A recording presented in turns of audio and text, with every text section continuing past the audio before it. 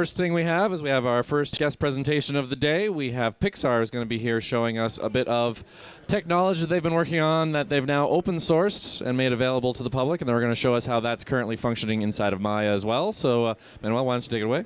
Thank you, Sean. I'm here this morning on behalf of Pixar Team GPU, and we would like to introduce our latest technology, which we have released under the codename of OpenSubdiv. As you may probably have guessed, this is something that has to do with subdivision surfaces. As a way of introduction, I would like to address some of the very long and very rich history that Pixar has had with subdivision surfaces. In fact, we actually even discovered while preparing the slides that it goes even much further than we thought. The first inception of subdivision surfaces was from Ed Catmull and Jim Clark all the way back in 1978. I think I was only 4 years old back then. That was the first seminal paper. However, it took about 20 years for the technology to mature and reach production animation level and be introduced in Pixar's very first short, Jerry's Game, in 1998. Today, we're now in 2012, and we're coming back thanks to a collaboration with Microsoft Research, Charles Loop and Matthias Niesner, as well as Tony DeRose and Mark Meyer, with a new technology that is called Feature Adaptive GPU Rendering of Subdivision Surfaces. This is a technology that OpenSubdiv is based on. This is what we would like to introduce today. So first, please allow me to expand a little bit on some of the advantages and the reason why Pixar likes to use subdivision surfaces everywhere and likes them so much. Well, first off, we really enjoy the extreme flexibility that we can achieve with any kind of arbitrary topology through subdivision surfaces. It's very efficient to model smooth shapes, so when you want to do a rounded face for a human character, for instance, subdivision surfaces ensure that we always get an exactly rounded shape. No polygonal edges, no approximations. This is just a perfect rounded shape. But at the same time, we also have introduced a number of features, such as semi-sharp creases, which help us modeling really complex man-made shape with hard surfaces and fine details, such as car bodies, or things which have sharper edges. So it's very versatile and it's very flexible topology-wise. And to prove my point, I brought here a little clip from my latest feature film, Brave, and you may have seen this already, so I'm going to let this loop play. This image, or these images here, are entirely using subdivision surfaces. All the geometry that you're seeing on screen, apart from the hair and the river, obviously, is subdivision surfaces. The rocks, the bear, the trees, everything here is a Catmull-Clark subdivision surface. So this has repeated, I think, a couple of times. Now, I would like to bring you a little bit behind the curtain and show a little bit of the magic or the software that our animators are using to create these great and amazing visuals. This here is a capture of the same animation that you've just seen, but from our internal software called Presto. And this already uses OpenSubdiv. So what you're seeing here is Catmull-Clark surfaces, and I would like to draw your attention to the very clean, very smooth look of this shape. This is actually very important if you're an animator, because you need the precision to position exactly the shape the way you want it. For instance, if I'm looking at the face and I want to sharpen the facial expression on my character, a clean look is much easier to read the emotions and read the facial expressions. Here's another example where we're focusing on the ear of the character. Please notice the difference between the polygonal mesh, the coarse control cage, and the very soft look of the ear of the limit surface. Whoops. So this has been the impetus for us to introduce OpenSubdiv, and all this technology, we've decided that in fact we wanted to share with everyone. So that's why we've taken it and made it open source. It's currently available, it's on GitHub. We're still in beta, we're still missing some critical optimization features, and we're hoping for a release by the end of the year. But you can download the source, and you can start playing with it now. So first off, as you've just seen, this is what we use. Our own internal animation software is written with OpenSubdiv today. It's written to be very robust, and it's written to be very fast. And more importantly, and I'm going to choose my word very carefully here because there's some legally binding elements, this Pixar is now granting license to all necessary subdivision patents. In other words, we've decided that it is more important for the industry to be able to share this technology, and therefore we have felt that in the past maybe developers had to work around some of our intellectual property, and we've decided that it was better if we all shared. So please go to graphics.pixar.com and you'll get all the details, including access to the source code. Enough of that. Let me comment a little bit on some of the key features of OpenSubdiv. Well, first off, we're extremely careful about consistency in multiple ways. First off, we need to match exactly RenderMan. What you model, what you sculpt, has to be eventually what comes out of the renderer. So we want to be using the same internal data structures and use the same algorithms as RenderMan. In other words, we want to maintain completely numerical match throughout the entire pipeline. Second off, we also want a complete consistency in terms of feature set. So all the advanced features that you find in RenderMan, such as semi-sharp creases, boundary interpolation rules, and hierarchical edits, are all fully supported down to the minute detail. And finally, we also want to ensure consistency throughout the entire tool chain. And that means all our internal software, such as Presto, RenderMan, and others, as well as our third-party vendor software, our modeling, painting, sculpting applications. We want the entire ecosystem of applications to be consistent. That's why we decided to release OpenSubdiv as open source. And finally, the most critical element, its performance. In modern days, we need animators to be able to interact with our surfaces at speed, at interactive frame rates. And in order to achieve this, we had to leverage modern GPU architecture. So we support GPU compute for tessellation and internal computing through CUDA. So we also support not only CUDA, but OpenCL, GLSL, and OpenMP on CPU, so we're trying to be as versatile as possible, as well as multi-platform through Linux, Windows, and OS X. Oops. So I would like also to show here some of the consistency I was talking about a few seconds ago. So I brought a little clip here, where on the right side, you can see the RenderMan documentations. This is really what ships for our customers with PRMan. And we're going to show you one surface that is very simple at the core. It's just a flat plane. But by using some of our special editing tags, hierarchical edits and creases, we can achieve very complex surfaces, just like this little spiky bump over here, out of a flat surface. So it's a very powerful way of editing, but more importantly, as you can see, OpenSubdiv code matches exactly the renders you're going to get out of RenderMan. So if you introduce OpenSubdiv, hopefully you can match exactly the shapes that you can render in RenderMan, as well as get a lot of advantages in simplicity of achieving complicated shapes through very simple tagging. So I'm going to stop this here and show another one. This is to draw your attention to semi-sharp creases features. If you're really eagle-eyed, you might recognize the shape as being the back of the dumpster truck from Toy Story 3. And on the right side, you can see the shape without semi-sharp creases, and it's very soft, very smooth. On the left side, however, is the same shape as seen in the movie, but with its semi-sharp creases tag left activated. So as you can see, the shape is really complex. It looks like man-made steel.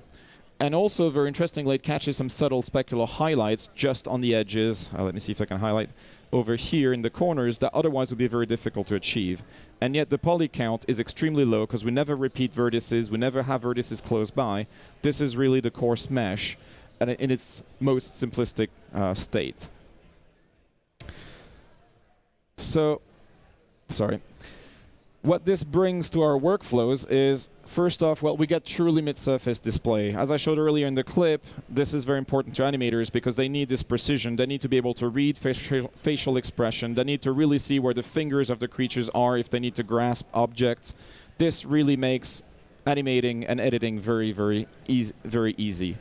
And because it's interactive, we can show this all the time. It's always turned on. There is no drawback.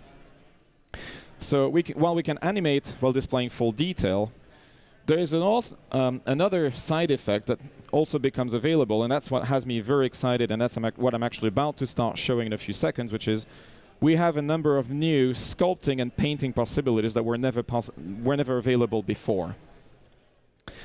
So you may remember that we came here a couple of years ago, and we demoed a workflow that took sculptures done with Mudbox, exported through Ptex, and rendered in RenderMan. And this on the right over here, by the way, is the first character that we used sculpted in Mudbox in one of our films. You may recognize this toy from the Toy Story 3 movie. And as I said, 2 years ago we came here and presented a small demonstration of a sculpture in Mudbox, made by Autodesk very own Craig Barr, a very talented Mudbox artist who was willingly giving us one of his best assets, the Toad King creature here. And as you can see, we've taken the creature, extracted all the textures and displacement as Ptex texture map, and rendered them in RenderMan. And we produced this sloop. This year, we're coming back with OpenSubdiv, and we're going to try to show you how you can take all these workflows and leverage them also inside of Maya for animation. So I'm going to switch live now to my Maya session and show you OpenSubdiv at work. So first off, I would like to make a little disclaimer here. This is not a tool.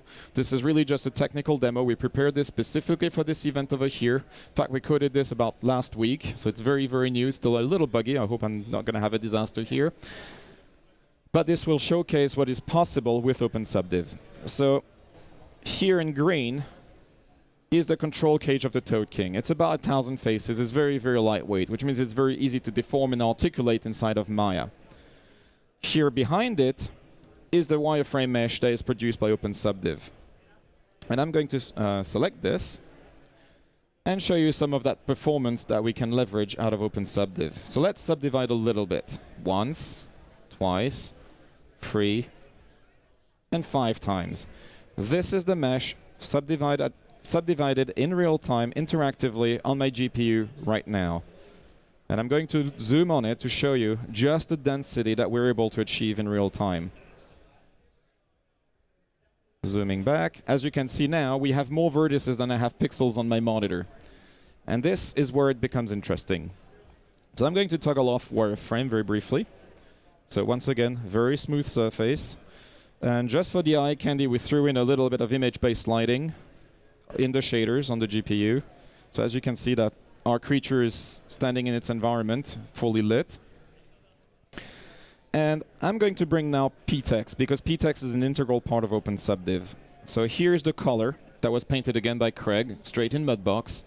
And you can see that we faithfully represent every texel of the original painting that was done in Mudbox. No artifacts, no seams, everything is clean. That's exactly what you want to use. And once again, we're still running at 45, 50 frames per second without really breaking a sweat. I'm going to bring in Ptex ambient occlusion. So this has been again extracted out of Mudbox using the ambient occlusion extraction. So that adds a bit more refinement. But really what's really important at this point for us to manipulate this sculpture is really to see the true displacement. So once again, extracted through Ptex. Here is the displacement applied on the creature. As you can see, we're breaking the silhouette with and without. And we're extremely faithful. This is really what you saw in Mudbox. And just to show off a little bit more, those specular highlights are glinting, they're kind of annoying.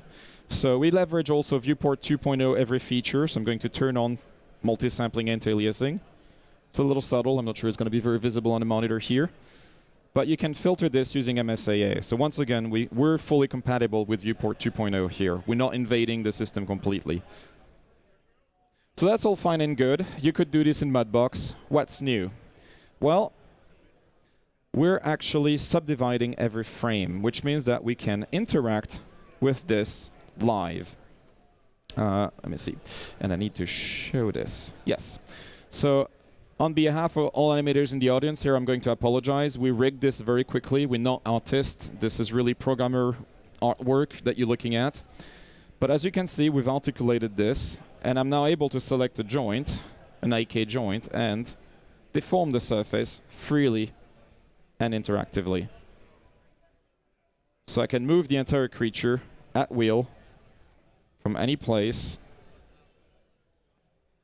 And it deforms at the same frame rate. There is no frame rate hit over here. I can still hit the 50 frames per second. And it all just works. And IK, of course, works just the same. In fact, Maya does all the hard work here. We're just getting the mesh after it has been posed. And I'm going to play back a little bit the animation. So once again, programmer animation here.